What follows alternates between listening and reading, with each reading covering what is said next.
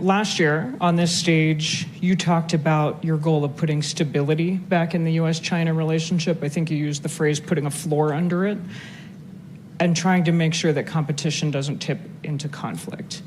Have you succeeded?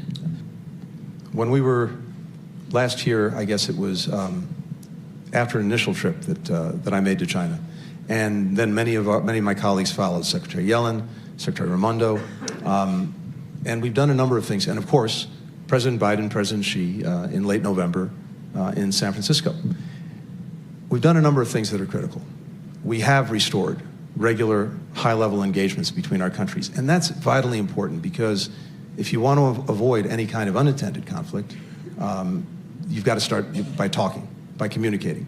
And we've restored that. And there's a steady drumbeat of these engagements, these communications, including restoring critically these military-to-military communications. How often do you speak to your Chinese counterpart? You know, I speak to him on a fairly regular basis, and I'll be seeing him next week, in fact, in Laos. But that's important. But it's important for two reasons. It's important, first, to make sure that, again, we have clarity and we're not getting into something that's unintended.